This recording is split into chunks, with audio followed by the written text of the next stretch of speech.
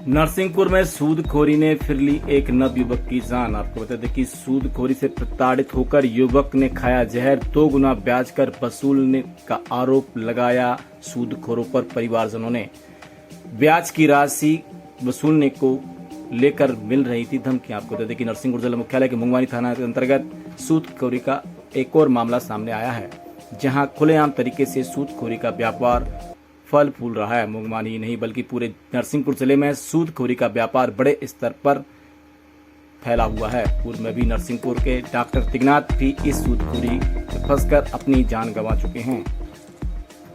परिजनों ने आरोप लगाए हैं कि रकम की ब्याज की राशि 2 गुना जबरदस्ती वसूलने के कारण नूतन ने अपनी जान देकर सूदखोरों को ब्याज दिया है। परिजनों ने एक डायरी का खुलासा करते हुए नूतन गुप्ता की लेनदेन वाली डायरी के बारे में बताया कि सूदखोर के पन्ने पर नाम लिखा हुआ है और 4% ब्याज की बात लिखी गई है।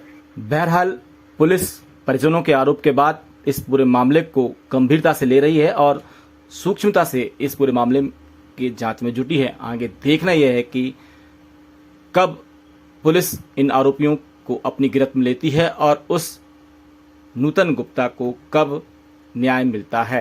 आइए सुनते हैं क्या कुछ कहना है परिजनों की जुबानी पूरे मामले की कहानी।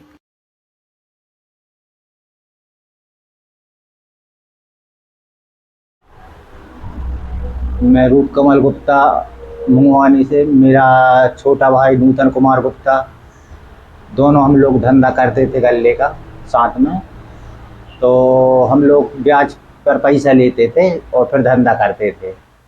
तो यहाँ पर हम रंजीत पटेल देवनगर वालों से भी ब्याज पर पैसा लेते थे। उनका पैसा हमारे ऊपर वही 7,41,000 कुछ रुपये था। तो उसका हम लोग 30,000 रुपये महीना ब्याज देते थे। तो 2% में ब्याज चलता था उनका पहले। तो अपना फरवरी में अपना हिसाब उनसे क्लियर हुआ। तो वो बोलने लगे कि अब हम भैया 2% में आप पैसा नहीं दे रहे, आप 4% में हो तो ठीक है, नहीं तो हमारा पूरा पैसा आप वापस कर दो। तो उनके ये पैसा तो नहीं है यार हमारे पास, भैया आप 4 ही लगा लो यार। तो उन्होंने कही ठीक है 4 लगा लो। तो वैसे ही मान गए।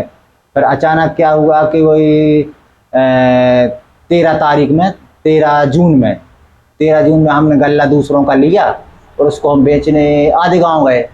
तो उनको कहीं से पता चल गया कि ये गल्ला बेच के आधे गांव से आए हैं। तो उन्होंने 13 तारीख की रात से हमको फ़ोन लगाने चालू कर दिए। रात भर हमारे बच्चे के मोबाइल पर, हमारी माँ के मोबाइल पर, हमारे मोबाइल पर, सबके मोबाइल पर उन्होंने फ़ोन किए। मगर हम लोगों ने फ़ोन नहीं उठाया डरों से कि इनको पता चल गया पूरे पैसे हम दूसरे किसानों को क्या दे देंगे।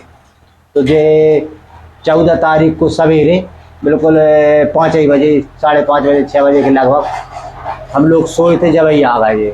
तो इनने अचानक हमारे दरवाजा, कच्चा घर है, दरवाज़ा कमज़ोर है, तो इनने उसमें लात मारी तो दरवाज़ा टूट गया, खुल गया।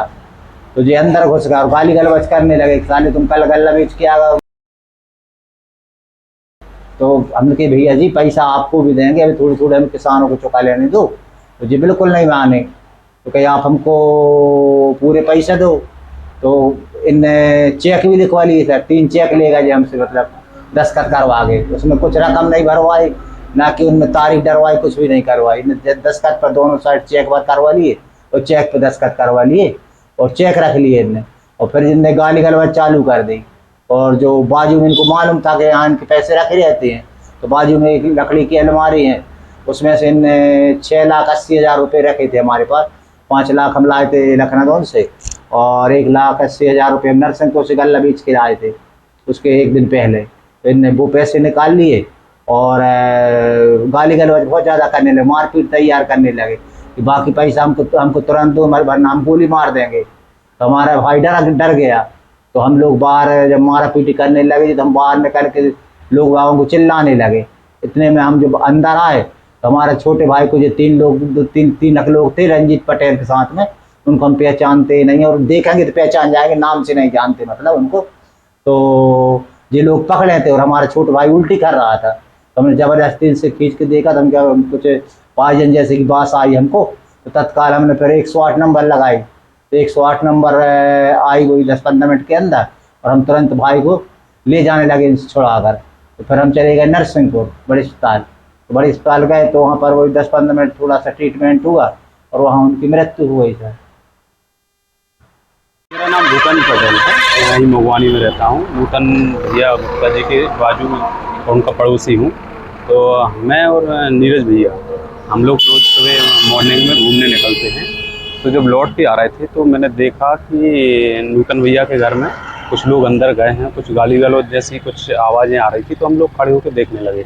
तो थोड़ी देर देखने के बाद थोड़ी देर बाद रंजीत भैया देवनगर वाले, मैं उनको पहचानता हूँ, और उनके साथ 2-3 लोग अपने नूतन भैया के घर से बाहर निकल रहे थे। तो हम लोग वहाँ से खड़े होकर देखने लगे। फिर कुछ देर बाद देखा कि नूतन भैया भी बाहर निकले और उनको उल्टियाँ हो रही थी।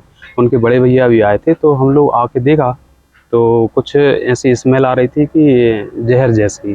तो उनके बड़े भैया ने फिर एम्बुलेंस को फ़ोन किया। फिर हम लोगों ने उनको एम्बुलेंस में बिठलवा दिया और वो निकल गए फिर वो अस्पताल के लिए जी। रंजीत भैया देवनगर के हैं और बड़े लोगों में गिनती आती है उनकी, तो सभी जानते हैं उनको। एक बार मैं नूतन भैया के थोड़ी अच्छे संबंध थे मेरे, तो मैं उनके ऑफिस में बैठा था।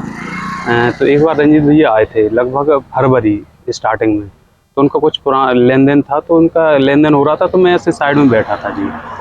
तो उनको कुछ परसेंट ब्याज वाली बात हो रही थी, कुछ हिसाब किताब हुआ था। तो जब फाइनल हिसाब होने के बाद कुछ परसेंटेज 4% की बात चल रही थी।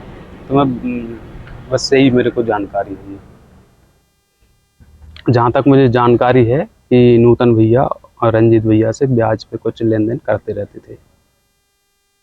नाम नीरज है और मैं मगवानी का निवासी हूँ।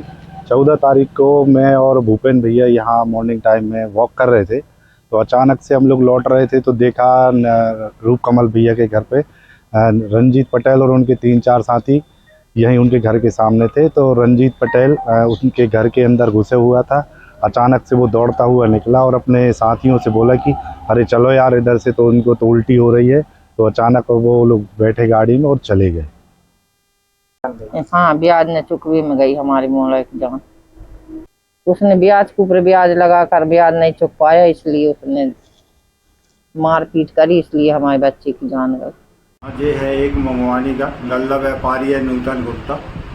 इसकी मौत 14/6/23 को कोई कीटनाशक वस्तु खाने से जिला अस्पताल नरसिंहपुर में मौत हो गई थी, जिसकी मर्ग डायरी आज प्राप्त हुई है, जिस पर से असल मर्ग 26/23 धारा 174 ज़ाब्ता फौजदारी का कायम किया गया है। और इसमें जांच की जा रही है। जो भी तथ्य सामने आएंगे उसके वैधानिक कार्रवाई की जाएगी और कठोर से कठोर कार्रवाई की जाएगी। जिन लोगों के भी नाम सामने आते हैं उनके ऊपर कार्रवाई की जाएगी। परिजनों के स्टेटमेंट होना शेष है, उनके स्टेटमेंट लेंगे। अगर ये तथ्य आता है ब्याज वाला तो उसके ऊपर भी वैधानिक कार्रवाई, कठोर कार्रवाई की जाएगी।